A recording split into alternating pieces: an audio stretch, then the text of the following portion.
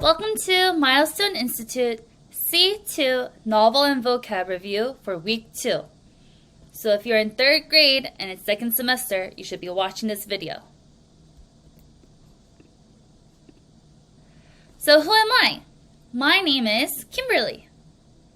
I've been a teacher at Milestone Institute for a very long time.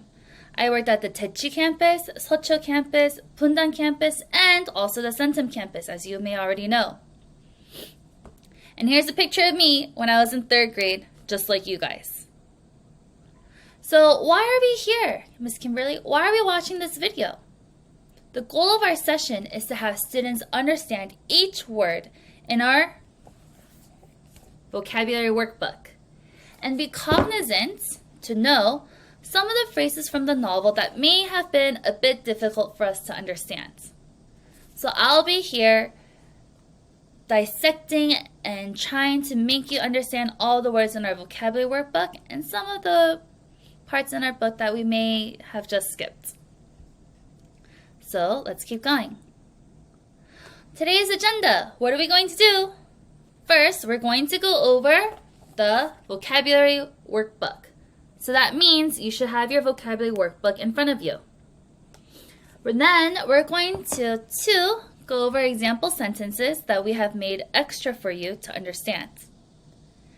3, we're going to go into our novel and go over some difficult phrases that you may have not understood. So make sure that you have your vocabulary workbook and your novel book. Step 4, we're going to review and have a little self-study session. So why don't you pause the video and run and get your vocabulary workbook and your novel book. I'll give you about 3 seconds. Ready, set, go. 3, 2, 1, ding. So for number 1, what is it? As I just said, this will be for vocabulary acquisition. Hard word. Vocabulary acquisition is just a fancy schmancy way of saying by learning the definition, synonym, antonym, and part of speech of a word, this can significantly greatly improve our reading comprehension and enhance our contextual usage. That means when we know our vocabulary words, we can have better understanding of a novel. And if we have a sentence that we don't understand, but we see a vocabulary word that we know, then that will help us understand what is happening in that sentence. 2, example sentences. As I just said before, we have 2 extra example sentences for you to see. And this will help us with writing variation. By looking at a variety of example sentences with a specific vocabulary word, students can learn how to use the word in different sentence structures. This will help you not only with learning vocabulary, but also help you when you are doing your writing homework. So, stop talking, Miss Kimberly. Let's keep going and start with our first word. Okay. So if you haven't already, make sure that you are on page 10 in your vocabulary workbook. And as you can see, the first word is positive, which is the first word up on our board. So here, I'm going to have you guys do a lot of repeating, so get ready. The first word is positive. Everybody say positive. Did you say it? One more time. Positive. Good. As you know, the top word here is our synonym, which means a word with a similar definition. The bottom here is our antonym, the opposite. So the synonym of positive is certain, meaning for sure. And the antonym means unsure. I'm not quite sure about it. On this side, in parentheses, we have our part of speech. And the definition says, certain and without any doubt. Meaning I know for 100% that my decision or what I am saying is certain and positive. So let's look at the example sentence here. It says, Bob is positive that he has done his homework. This means Bob knows that he completed, he finished, he's done with all of his homework. He knows for sure. He's positive. Good. Let's repeat the sentence one more time. Bob is positive that he has done his homework. Good job. Now here, for number 2, are our example sentences that we made up some more. So these are not in your workbook. So let's read together. After studying really hard, Mary was positive she would do well on her spelling test. So here, we know that Mary felt positive. She was sure, 100% certain, without any doubt, that she would do well on her spelling test. Why? Because, it says, she studied really hard. Let's go to sentence number 2. The scientist felt positive his experiment was going to be successful after all of his research. So here we have a scientist feeling positive. He knows that his experiment was going to be successful and great because he has done all of this research. So in both sentences here, we can see that Mary was positive and the scientist was positive because 1, Mary studied, and 2, the scientist did a lot of research. We are positive. Just like this, I'm positive that you'll understand all of the words after watching this video. So repeat after me again one more time. Positive. Great. Let's move on to number 2. Repeat after me and say insulting. Insulting. The antonym is respectful. The part of speech is adjective, and the definition says rude or offensive. If you look at the picture above, we have a boy who seems quite, sad. He's crying. Why? Because we have all these fingers pointing at him. What does the example sentence say? The students always make insulting jokes about a new student. That means that they're making really mean jokes and rude jokes about this new student. It's not very nice, is it? I wouldn't feel very good if someone made some insulting jokes about me. Let's read the sentence one more time. Repeat after me. The students always make insulting jokes about a new student. Good job. Let's go to our example sentences at the bottom. Number 1. She felt upset when she overheard an insulting comment about her artwork. So here we have a girl who felt very upset and sad because she overheard some other people saying mean and insulting comments about it. That's not nice. Example 2. His apology seemed sincere, but his insulting words had already hurt my feelings. So, although another person may have apologized and said sorry, the insulting words, the mean things, and the rude things that they had said already hurt my feelings. So repeat again. Insulting. Awesome. Quite easy, right? Let's keep going. Number 3. Everyone repeat after me and say, accidentally. Accidentally. Here, within accidentally, do you see a word that you know? Yeah, you're correct. Accident. And also, what does this word end with? ly. So you can see the part of speech of this word is adverb. And usually if a word ends with ly, it is most likely going to be an adverb. Just a little hint for you later. Accidentally. The synonym is unconsciously, not knowingly. And the synonym means purposely, doing it on purpose. As we said the part of speech already, it is adverb. And the definition is by chance or a mistake. Meaning, I didn't mean to do it. It was by accident. It was by chance. The example sentence says, the cat accidentally broke my mom's favorite cup. So the cat wasn't saying, ha ha ha, I'm going to break mom's favorite cup and whoop, and hit it. Here the cat maybe jumped and broke it. We don't know, but it was accidentally, not on purpose. Repeat after me. The cat accidentally broke my mom's favorite cup. Good job. Example sentences at the bottom. Number 1. He accidentally left his workbook at home, so the teacher copied the pages for him. Let me get a hands up if you accidentally forgot your workbook at home and had to get it copied at M.I. It's okay. You didn't mean to leave it at home. You accidentally forgot it. That's fine. The second example sentence says, I accidentally spilled my drink while reaching for the salad. This happened to me at a restaurant about a month ago. My drink was in front of me and I was reaching to get some salad, but my arm hit the cup and it spilled all over the table.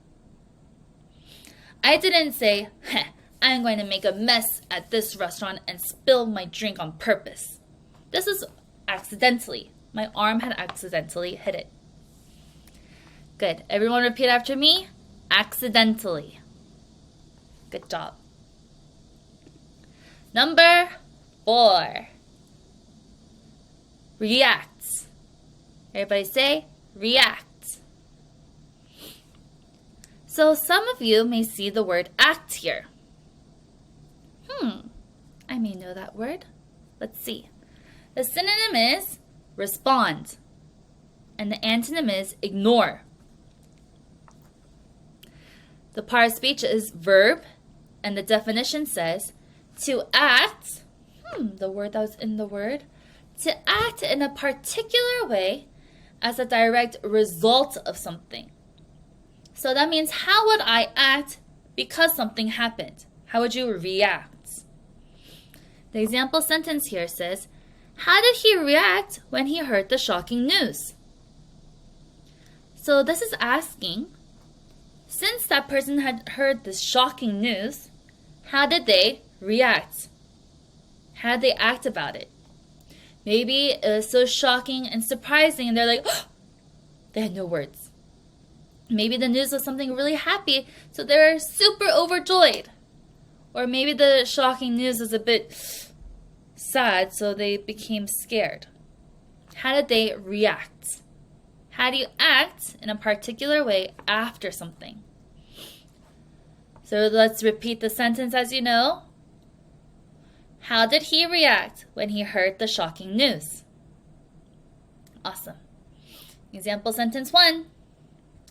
The crowd at the soccer game would react by cheering loudly whenever the team scored.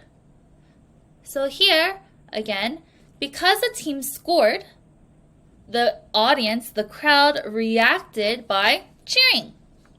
Just like maybe if you guys watched World Cup, and then the Korean team scored, and we're like, woo! You reacted by cheering loudly and smiling. And me raising my hands. The second sentence says, my dog reacts excitedly and wags his tail whenever I say the word food. This is a true story too. So because I said something, the word food, the dog reacts excitedly and wags his tail.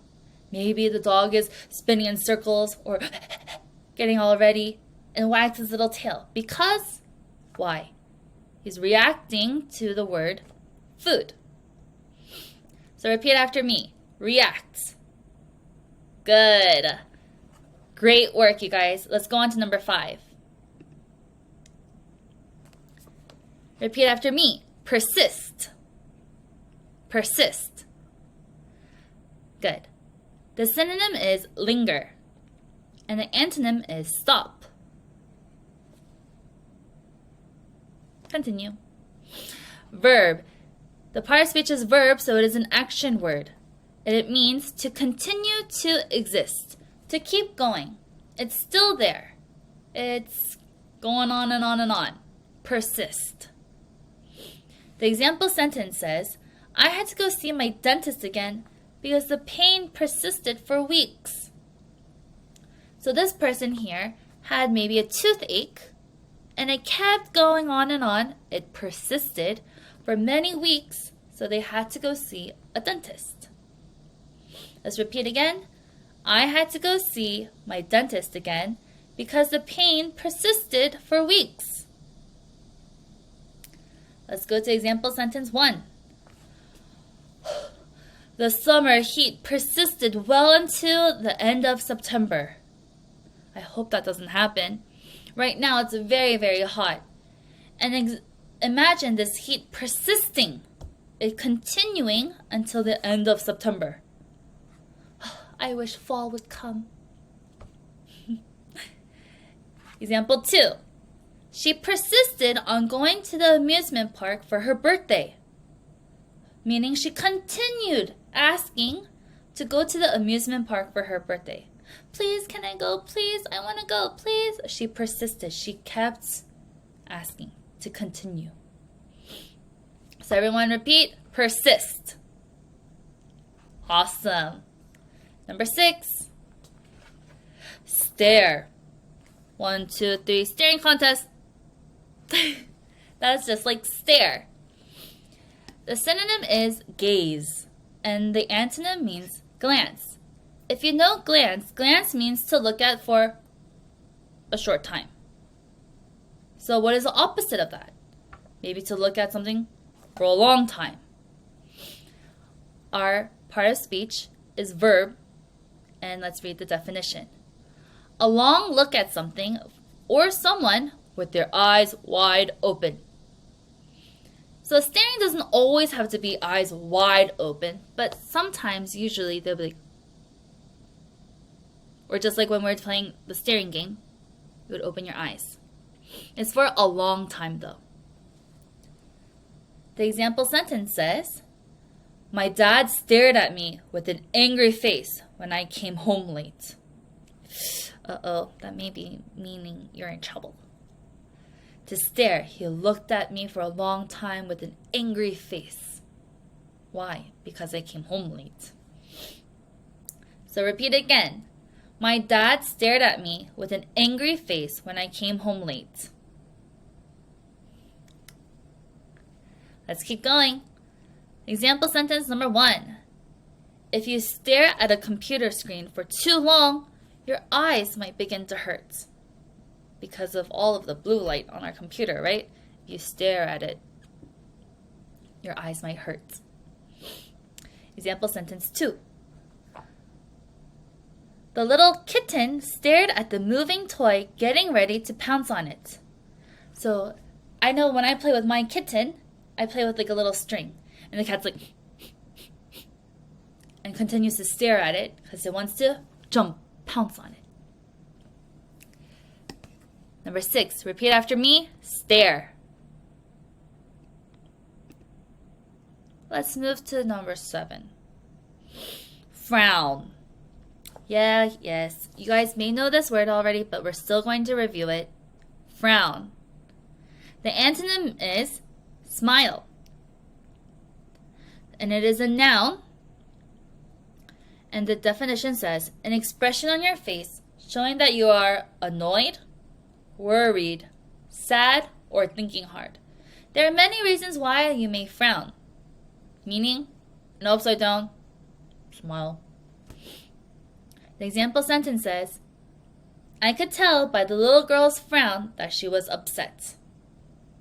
Since she was frowning, had a frown, noun, sorry. Since she had a frown on her face, we could tell that she was upset, maybe worried about something.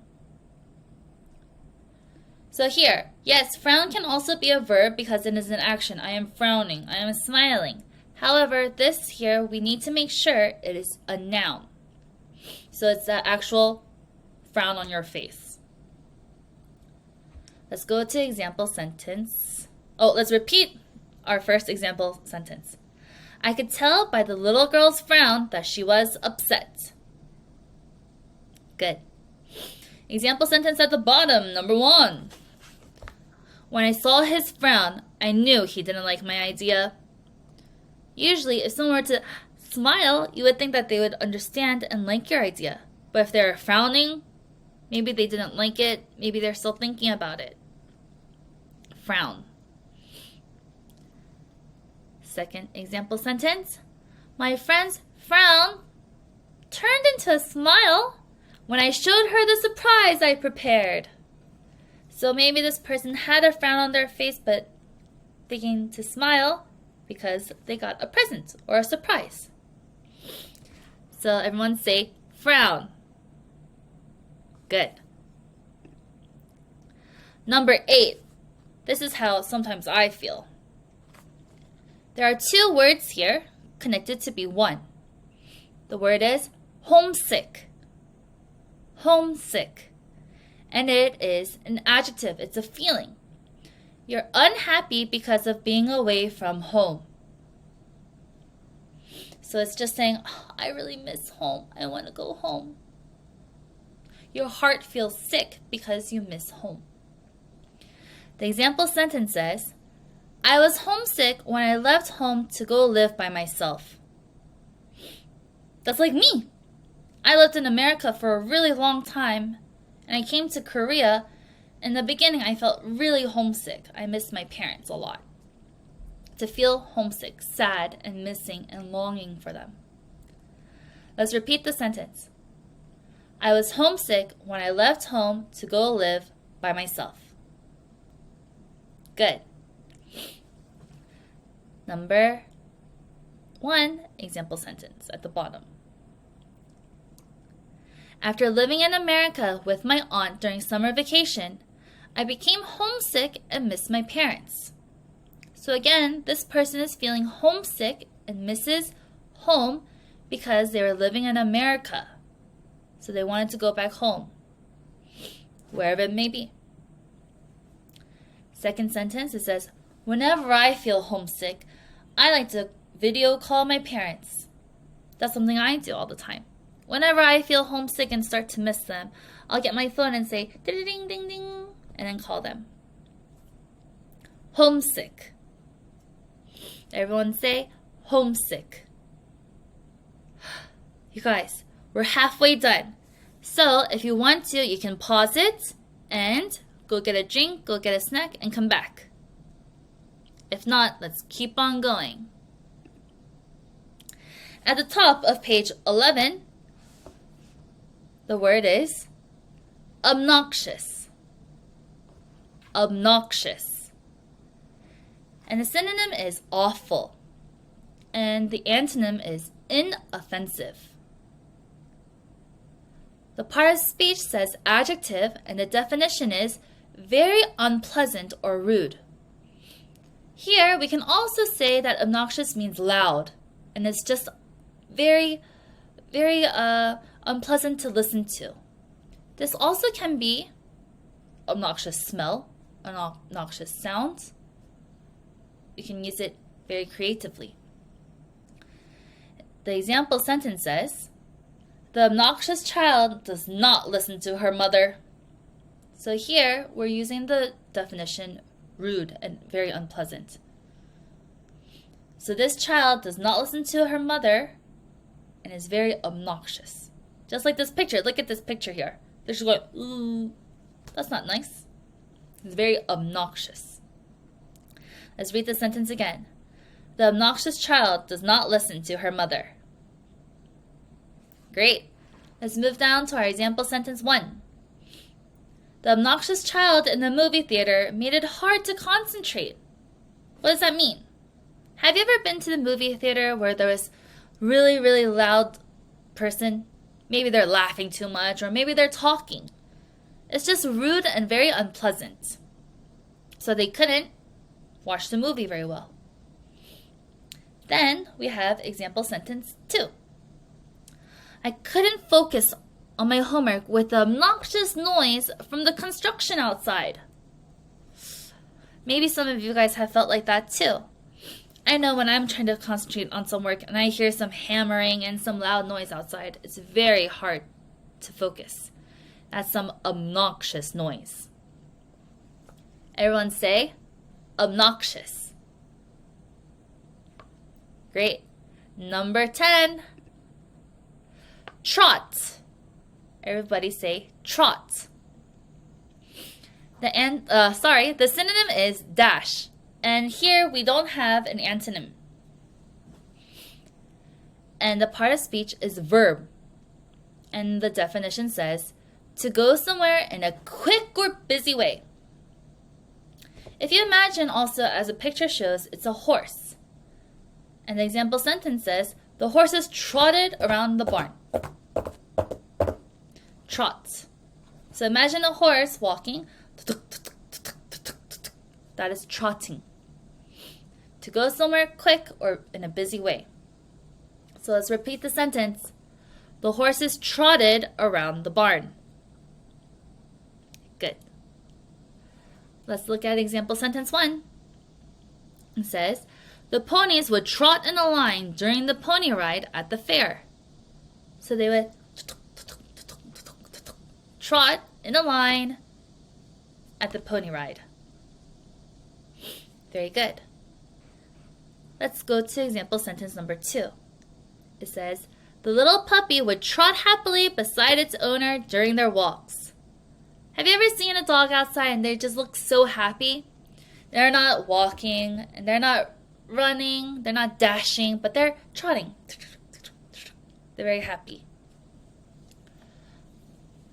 So, everyone repeat after me and say, trot. Trot. Great. Number 11. The word is selfish. Selfish. Our synonym here is self-oriented, meaning only thinking about yourself. And the antonym is generous, being very nice to everyone. Here in the picture, we have a man smiling with all this money flying around. The part of speech is adjective, and the definition says, caring only about yourself. So selfish, as you can see here, what word do you see in selfish? No, not fish. The first part. Yes, self. Only caring about yourself. Me. The selfish, successful businessman wasn't generous to his workers. So here in the sentence, you can think that this man only thinks about himself and doesn't think about his workers and is not nice to them. Let's repeat. The selfish, successful businessman wasn't generous to his workers. Good job. Example sentence number 1. The little girl didn't want to share her toys, which her friends thought was selfish. So here, the girl is only caring about herself and only wanting to play with the toys by herself. She didn't want to share, so her friends thought that she was selfish. Example sentence 2. We're being considerate and not selfish when we take turns and share. I know that you've heard when you had toys when you were younger that we should always share and take turns. Okay, you play with them one time. Okay, I play with it one time. Your turn, my turn. That way we are being considerate, we're being nice, and not being selfish, not only thinking about myself. Repeat after me. Selfish. Selfish. Good.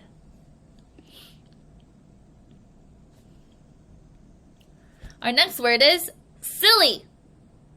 Yes. You may already know this word as well, I know, but keep listening.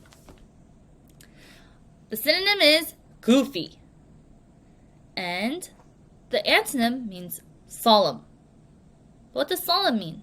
The opposite of being silly. So that means you're very serious or sad. The part of speech of silly is adjective, and the definition is not serious, joking, having fun, lighthearted, silly. The example sentence says, my sister acts silly all the time even when she should be serious. So maybe sometimes she's getting in trouble and she should be acting serious and very, solemn, but instead she's being silly. Let's repeat the sentence again. My sister acts silly all the time even when she should be serious.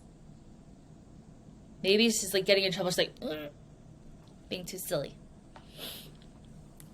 Example sentence number 1. It says, the silly clown made funny faces and performed cool tricks. So maybe the clown was juggling, making some faces, and performing another cool trick and pulling out a rabbit out of its hat. That's a magician, but maybe a clown could do that too. They're just being silly. They're not being serious, and they're just having some fun. Example sentence 2. It says, the teacher shared a silly story that made the whole class laugh.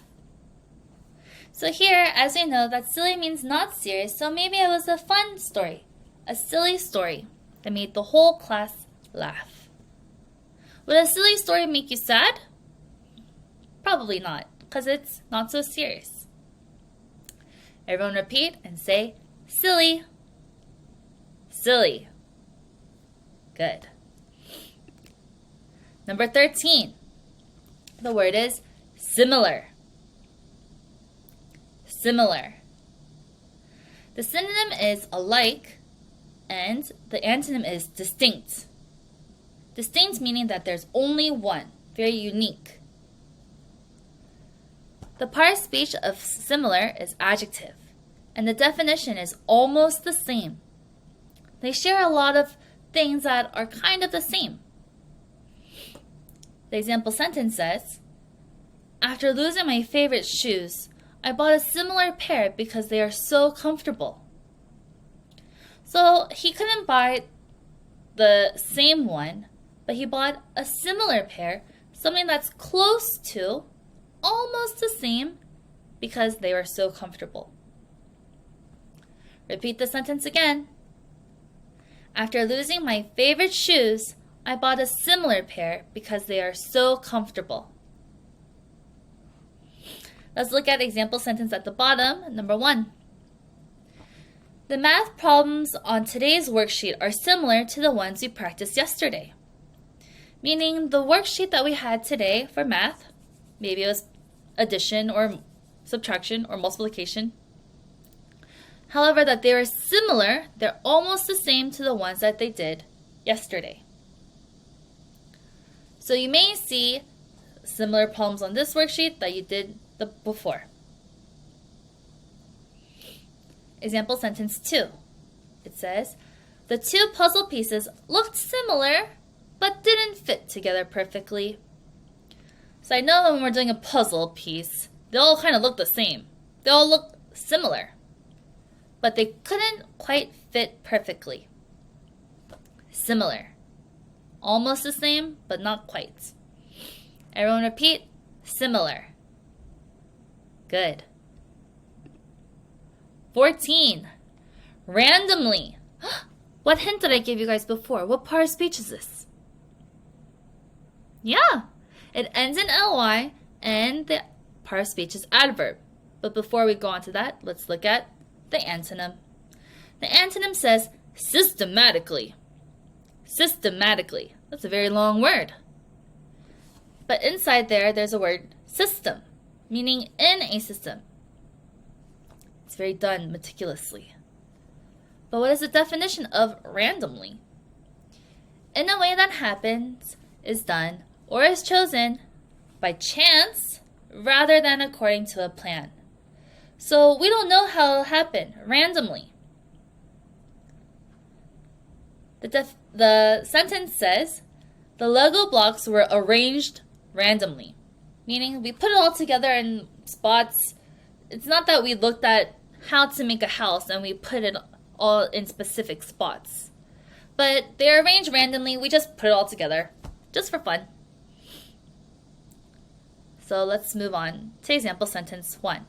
I'm sure that you guys have seen this at MI as well, especially if you're in my class.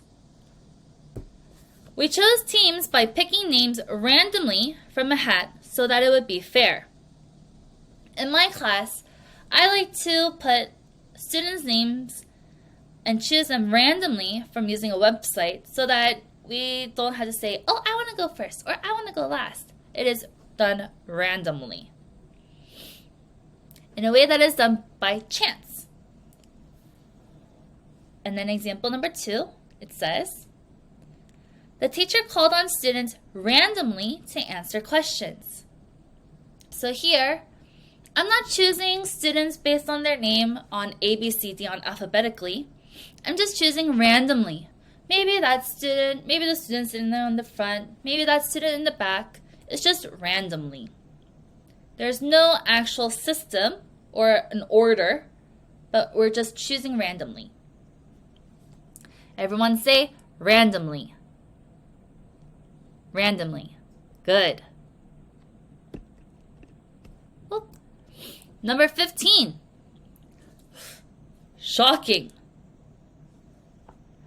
The synonym of shocking is surprising. And the part of speech is adjective, and the definition is extremely surprising. We're like, shocking.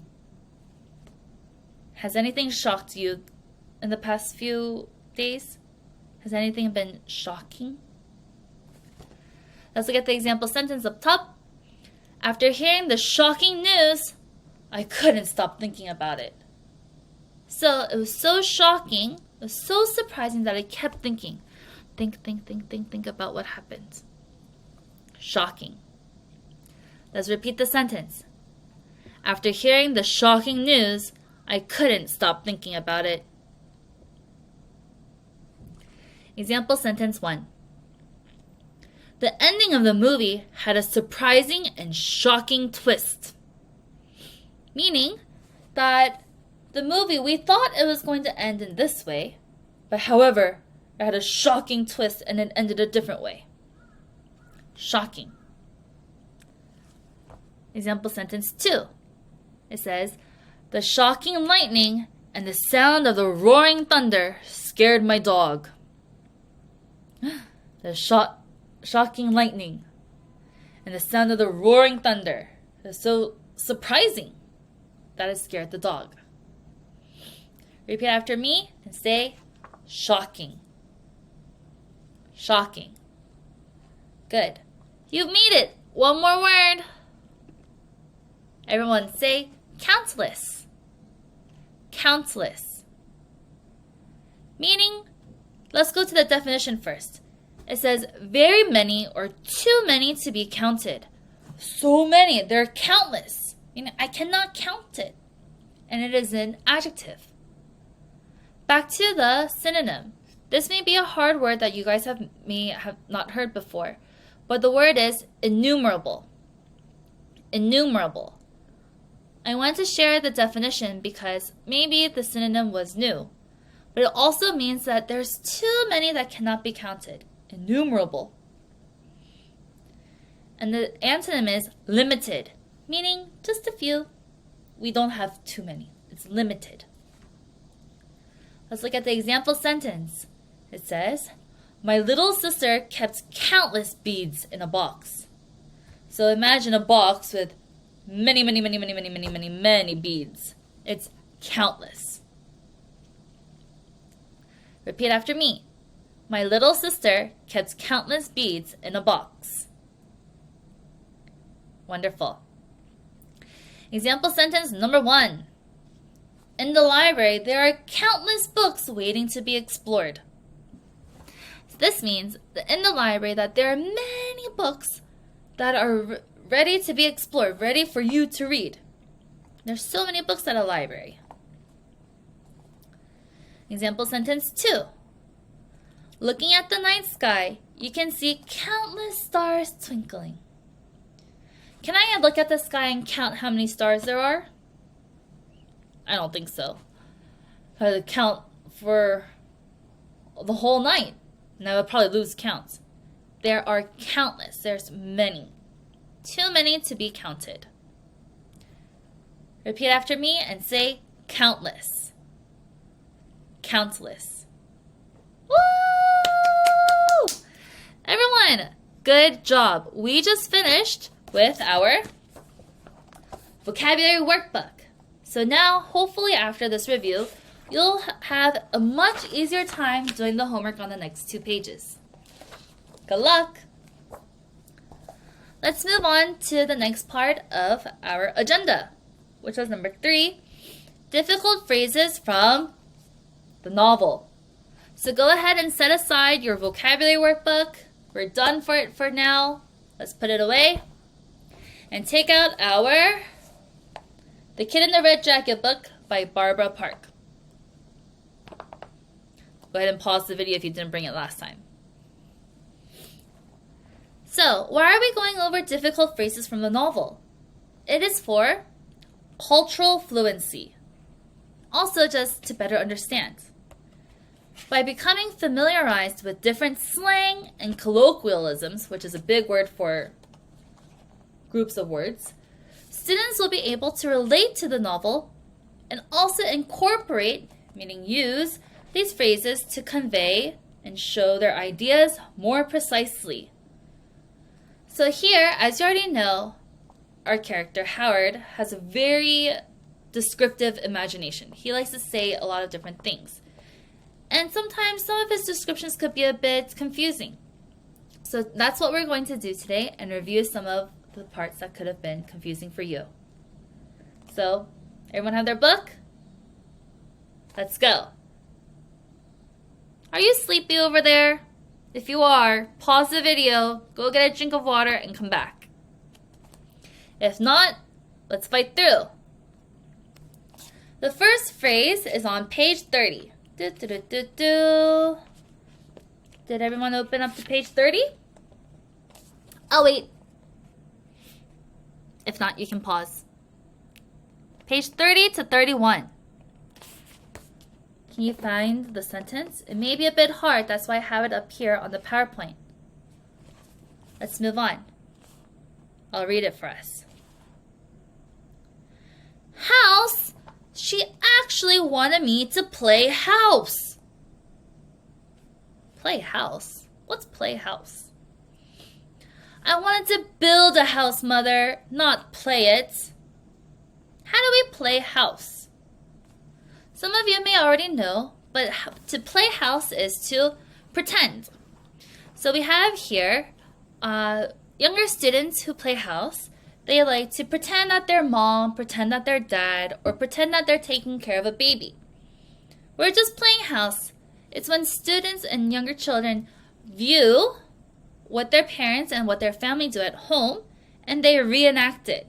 They're playing house. They are pretending. So if you look at this picture here, these 2 girls are playing house and doing the dishes or cooking. I'm not quite sure. But they're playing house here. You could play house, play tea party, play doctor even. We're just pretending. Play house. I want to ask you another question here. In our second quote, it says, I wanted to build a house. Why is this build a bit slanted?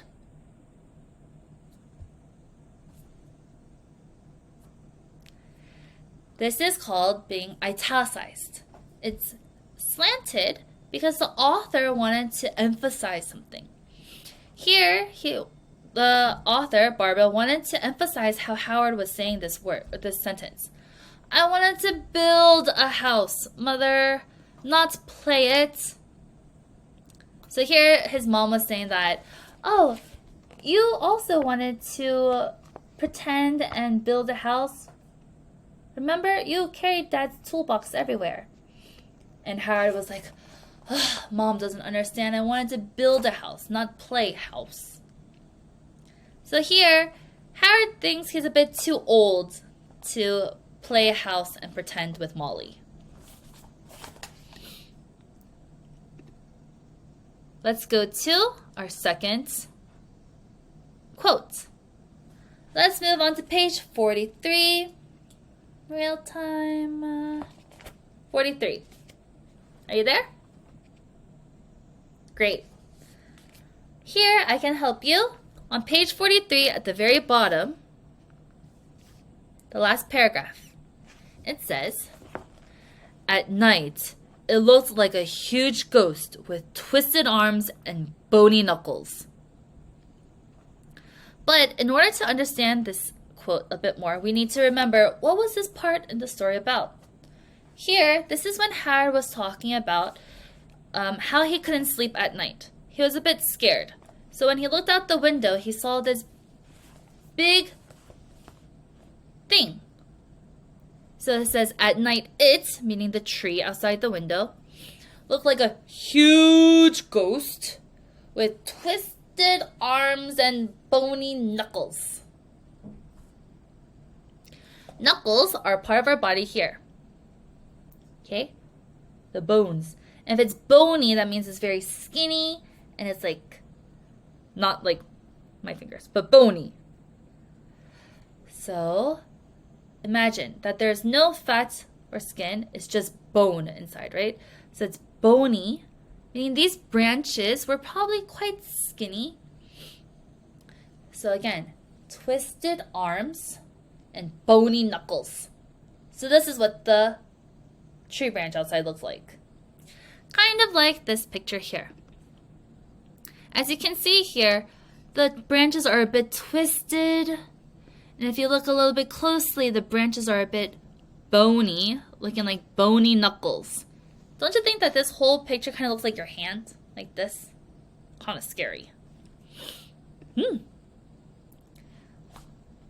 Bonus question. Do you know why he was scared of this tree? Not just because it looked like a huge ghost. What did he think these twisted arms and bony knuckles would do to him? Yep. He was afraid that it would tickle him. Good job, everyone. Let's go to the next quote. On page 45, oh, my book is upside down. Page 45, next page. Here, in this paragraph. This is when Harry was trying not to go to school. He realized that he had to go to school when his mom was saying, "Oh, are you ready for your big day?" But he said that he never missed a day of school. In order to miss a day of school, he said this quote, "I either have to have a fever or junk on my tonsils." Huh? Junk on my tonsils? What does that mean? If you don't know, tonsils, should I show you my mouth? Tonsils are part of the back of your mouth.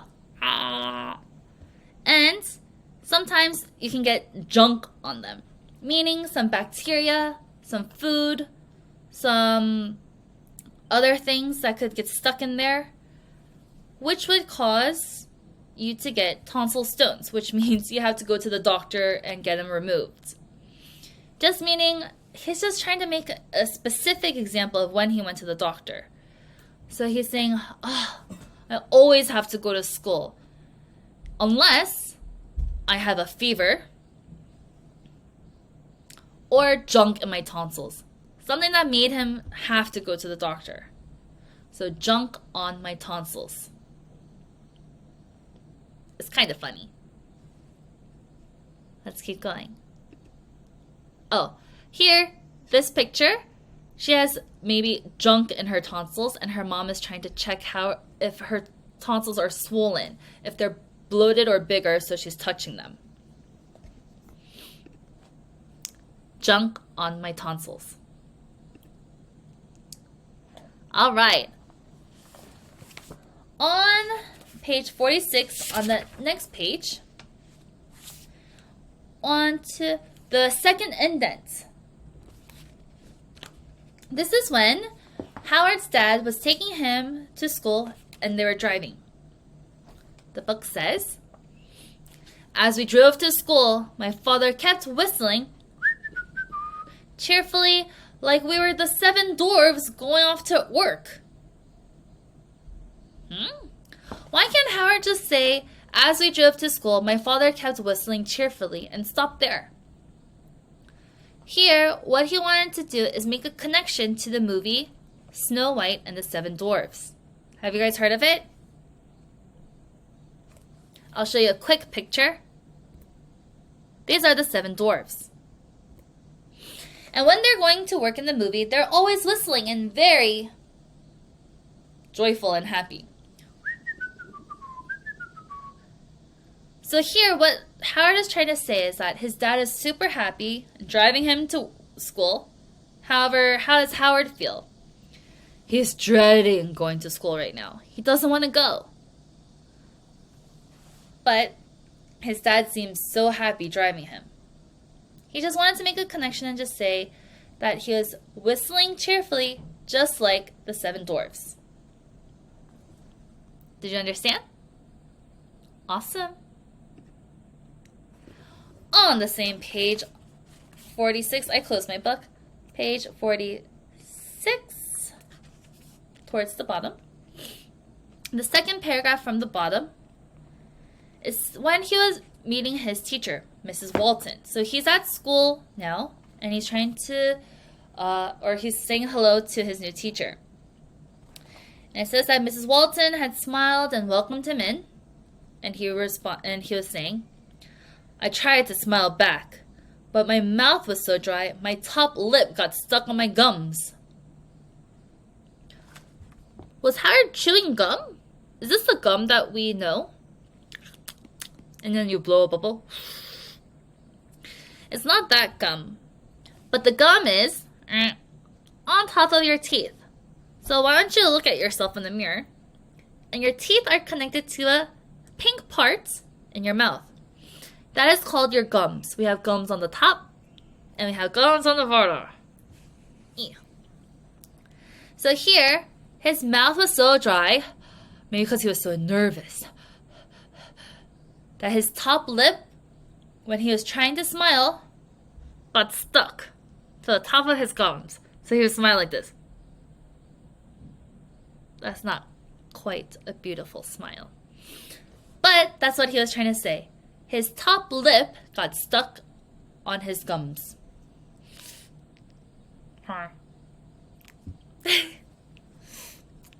Very good. Next one, let's go straight over to page 58. Are you at page 58? Good. And we're at the final paragraph here on page 58. Here, Howard was talking about how Molly and Sally were with him at school. However, he didn't want to be near them, and he didn't want to be friends with them because he didn't want to be compared or like another student at his old school named Ronald Dumont. Ronald Dumont was a 6th grader, and that is where this sentence is talking about.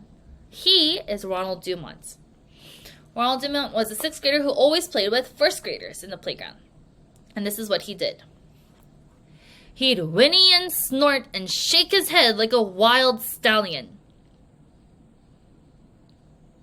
Any words that you know? Snort?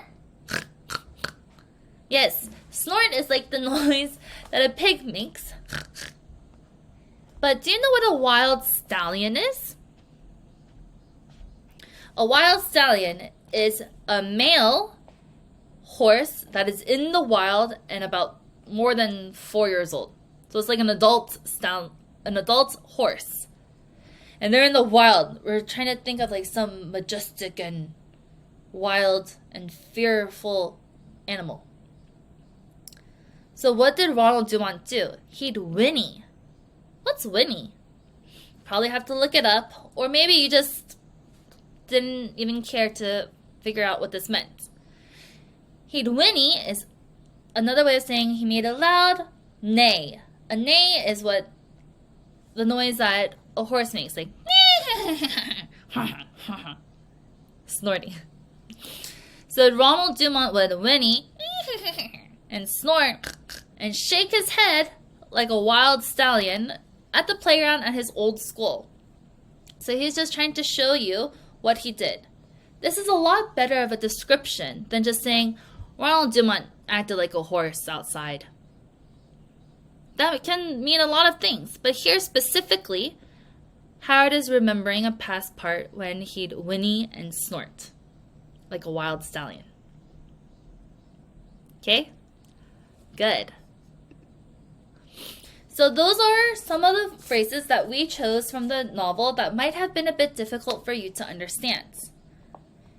If I went too quickly, you can always go back and repeat and listen to it again. Now, it is step 4. Review and self-study. Self-study. That means by yourself right now. This is for contextual mastery. We all want to be masters in vocabulary, kings and queens. What I need you to do after watching this video is to go back to your vocabulary workbook and review all of the words again that we just did. A way that you can do this is to read it out loud, just like I did. The word is positive.